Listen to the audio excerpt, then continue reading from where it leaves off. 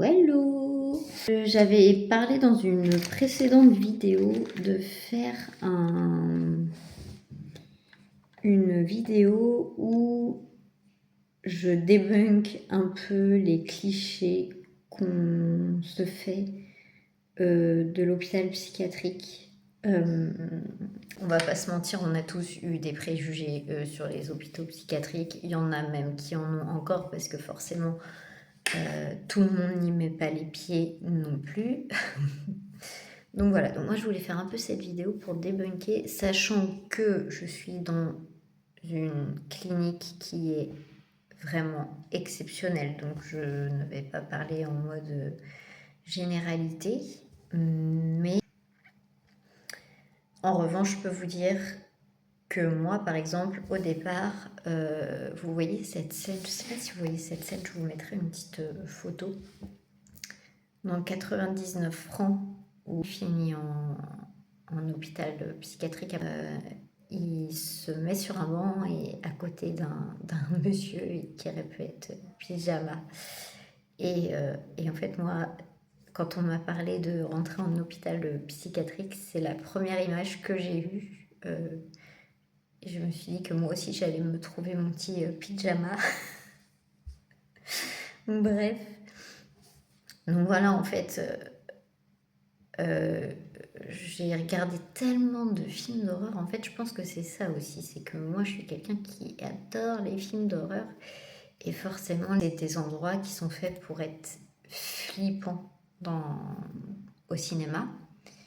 Clairement, moi, je peux vous le dire, ce sont des endroits qui ne sont pas du tout flippants. On a un peu cette image de, par exemple, dans L'Exorciste, où on rentre en fait dans une très grande salle et où en fait tu as toutes les pathologies, où il y a du bruit, il y a du monde, ça a l'air glauque, sa mère elle est au fond de son lit toute seule dans un coin, enfin...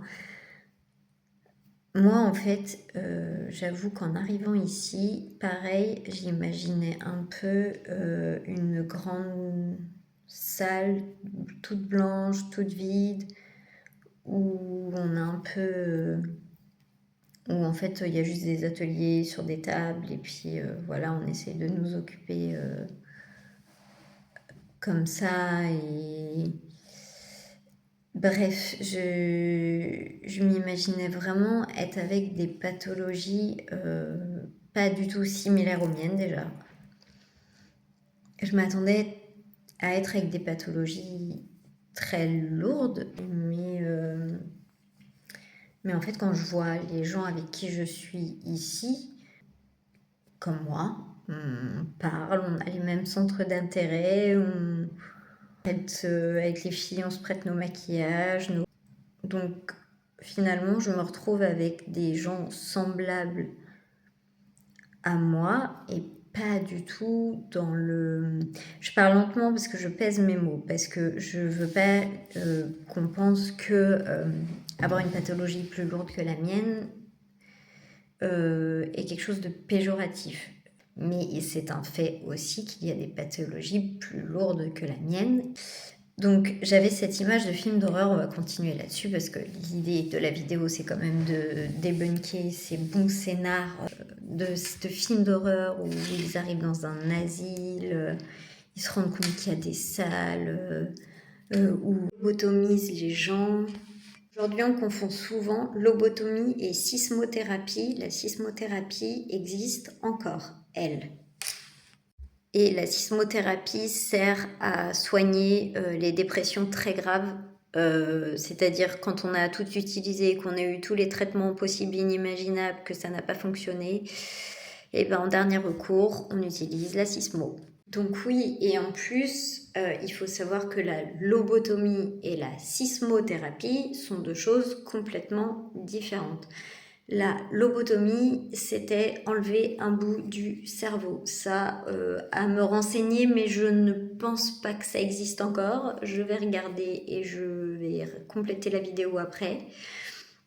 La sismothérapie sert juste à faire passer un courant électrique dans le cerveau. Donc rien à voir, les deux, rien à voir. En gros, c'est pour faire bouger un tout petit peu la boîte crânienne et remettre les choses à leur place. Et il y a beaucoup de gens qui vous diront que ça marche très très bien. Donc voilà.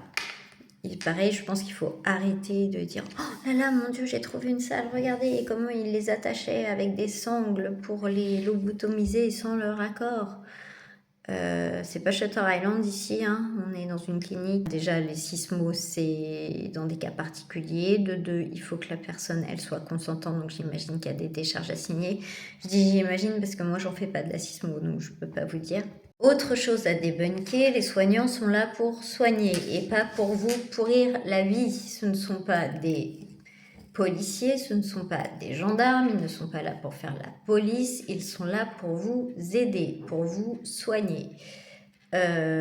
Ok, ils peuvent faire la police si on dépasse les bornes, par exemple, pas le droit d'emmener des rasoirs. Si vous avez amené des rasoirs, ils sont en totale capacité de vous les prendre et c'est bien normal.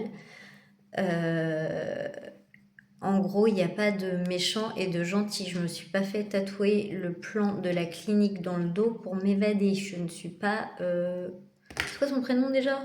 Bref, on n'est pas dans le Prison Break ici. Ça aussi, je trouve que c'est quelque chose dans les films d'horreur, les films d'action, les films où on se rend compte que, oh là là, en fait, il y a une société secrète, genre c'est pas Stranger Things, quoi. Ici, les soignants, ils passent dans les chambres pour savoir comment vous allez. Et si ça va pas, ils restent discuter avec vous. Moi, je sais que j'ai la parole facile, donc souvent, je discute avec elle le matin, ça me fait du bien.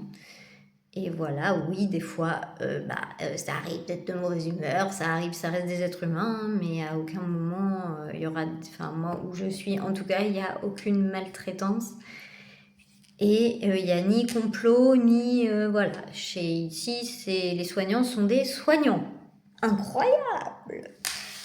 Je parle beaucoup de films d'horreur tout à l'heure, mais il y a un nouveau truc, enfin nouveau, bonjour la vieille. Non, il y a l'urbex aussi qui, je trouve, donne une mauvaise image des hôpitaux psychiatriques parce que en fait, ah oui, c'est bon, c'est parti. Pourquoi je parle comme Jeff Tuch? Oui, du coup, on va vous montrer des sangles, des... En fait, dans les années 80, il n'y avait pas une avancée médicale comme il peut y avoir aujourd'hui. Donc, c'est normal qu'ils découvrent parfois des choses un peu... Voilà, un peu... pareil, le mot est bon, hein, glauque. Voilà, donc je voulais débunker un petit peu tout ça. Donc j'espère que ce format de vidéo vous aura plu et je vous dis à très bientôt.